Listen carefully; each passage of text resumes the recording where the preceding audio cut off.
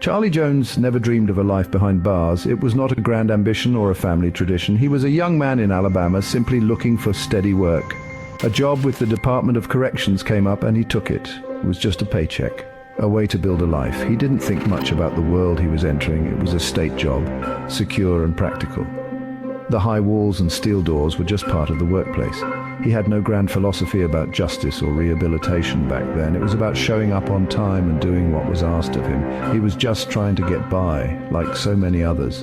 His career began in the lower ranks, a simple correctional officer learning the ropes. He learned the routines, the sounds, and the unwritten rules of prison life. He saw the system from the ground up, walking the tiers and supervising inmates.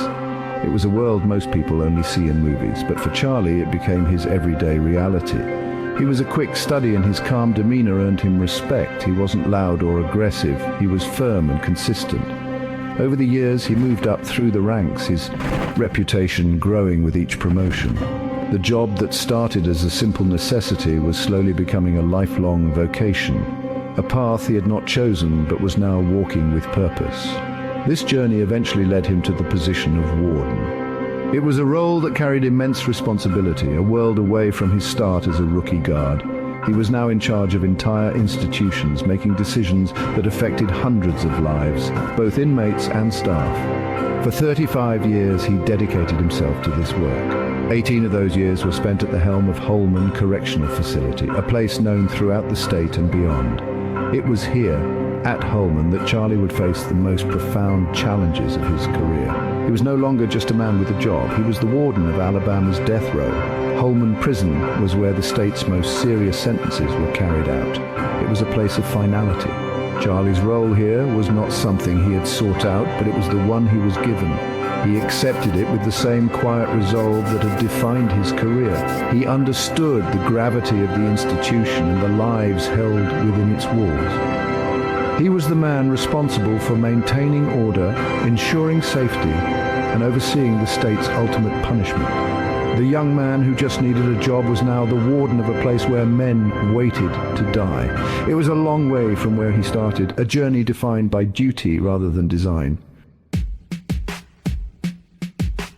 Holman Correctional Facility is a formidable place. Its concrete walls and razor wire bake under the Alabama sun. The air itself feels heavy with history and consequence. Inside, the general population buzzes with the typical rhythm of prison life. There is noise, movement, and a constant tension, but one section of Holman is different. It is quieter, more isolated. This is death row. Here, the atmosphere changes entirely. The usual chaos of a maximum security prison gives way to a somber, waiting stillness. The men in these cells are not serving time, they are waiting for it to run out. This separation creates a world within a world, governed by its own unique set of rules and emotions. Life on death row is a study in confinement. Inmates are housed in small individual cells for most of the day. The interactions are limited, the routines stark and repetitive.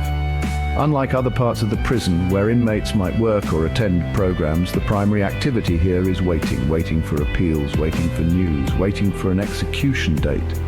This prolonged state of limbo marks every aspect of their existence. Charlie Jones knew this wing was different. He understood that the men here lived under a shadow that no one else in the facility could truly comprehend. The psychological weight of their sentence was as real as the steel bars on their cells. The execution chamber at Holman is a sterile, clinical space. It stands in stark contrast to the aging, weathered feel of the rest of the prison. This is where the final act of the state's justice system unfolds. Charlie's job required him to oversee this process. It was a duty he performed with methodical precision. Every step was planned and rehearsed, from the final meal to the last walk. The process was designed to be orderly and detached, a procedural carrying out of a legal order. There was no room for improvisation or emotional outbursts. It was a solemn, mechanical routine, repeated each time the state required it. For Charlie, this was the most difficult part of his job. He had to be present for every execution, a witness to the final moments of a man's life. He made sure everything was done according to protocol. He spoke with the condemned man, ensuring his last requests were met within the rules. He then stood and watched as the sentence was carried out. It was a profound and isolating responsibility. He was the face of the state in that room, the final authority, ensuring the law was fulfilled. Each time he felt the immense gravity of the moment, a weight that never lessened with repetition. Carrying out an execution is a burden unlike any other. Charlie Jones approached this task with a clear sense of purpose. He was not there for revenge or retribution. He was an officer of the state, tasked with enforcing its laws. This distinction was critical for him. He saw his role as a professional obligation, not a personal one. He had to separate his own feelings from the duties he was sworn to perform. This emotional distance was a necessary tool for survival. Without it, the job would have been impossible. He focused on the procedures, the checklists, and the precise timing of each step. He remembered every man. He could recall their names, their faces, and the details of their last days. He remembered the conversations he had with them, the final words they spoke. While he maintained a professional barrier, he never allowed himself to forget their humanity. These were not faceless statistics to him. They were individuals whose lives ended under his watch. This private ledger of memories was something he carried alone. He did not speak of it with his family or friends. It was the silent, personal cost of a career spent at the sharpest edge of the justice system. The routine of an execution day was meticulously structured. It began early with final checks and preparations. Charlie would meet with the staff involved, ensuring everyone knew their role. He would then spend time near the condemned man, answering any last questions and offering a quiet, steady presence. He believed that even in these final hours, a person deserved to be treated with a measure of dignity. He was firm in his authority, but never cruel. He offered a calm and ordered environment in the face of what was an inherently chaotic and emotional event for the inmate. When the time came, he would lead the final walk. He would stand in the witness room, a stoic figure observing the proceedings.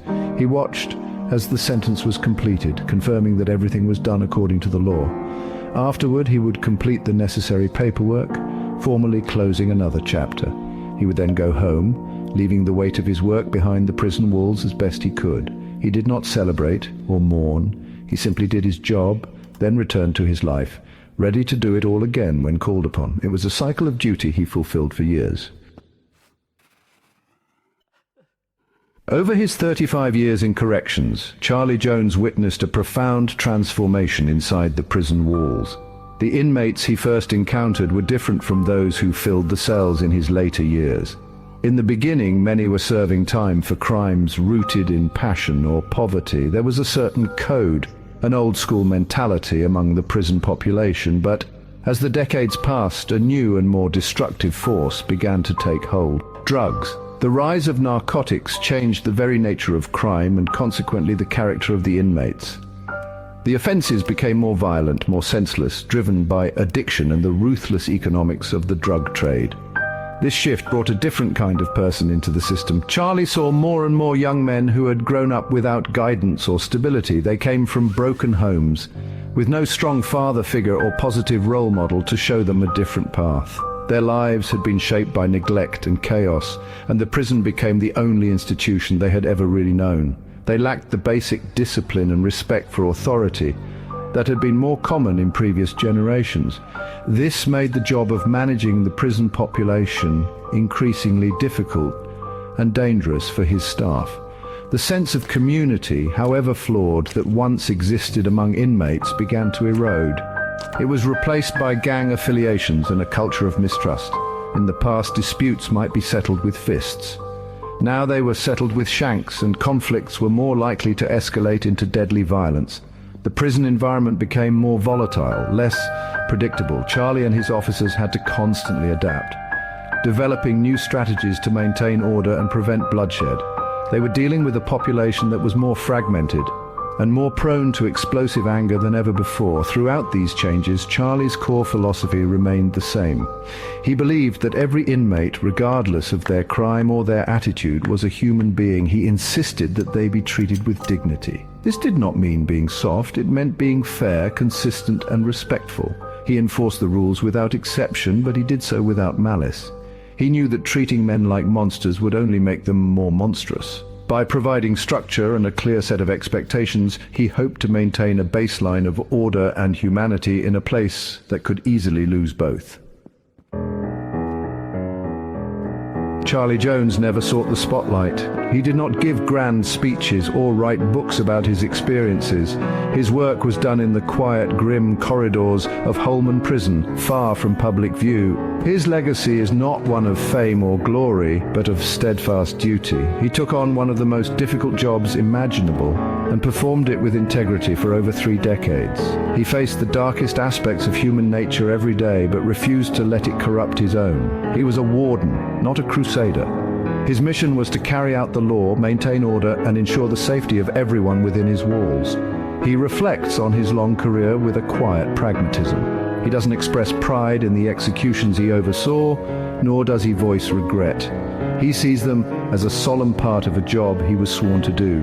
He believes the system, for all its flaws, required someone to be in his position. He simply tried to be the right kind of person for it, one who was fair, strong, and humane. He never asked for praise or recognition. For him, the work itself was the beginning and end of it. Doing it right was his only goal, a standard he set for himself each day he walked through the prison gates. His belief in dignity was his guiding principle. He knew that the men on death row had committed terrible acts. He never forgot the victims or the pain their crimes had caused, but he also knew that his job was not to judge them again. The courts had already done that. His job was to manage their final days with order and professionalism. He provided a structured environment where they were treated as men, not as animals in a cage. This commitment to basic human decency, even for the condemned, is what set him apart. It was a quiet form of strength in a world defined by violence and despair. When asked how he managed to endure such a demanding and emotionally taxing career, Charlie's explanation is simple and direct. It is free of pretense or self-importance. He looks back on his 35 years, on the hundreds of inmates and the dozens of executions, and sums up his life's work with a few plain words. He doesn't offer a complex psychological analysis or a philosophical treatise on justice. His perspective is that of a man who saw a difficult job that needed doing and decided to be the one to do it. Somebody had to do it, he says with a steady gaze. I just tried to do it right.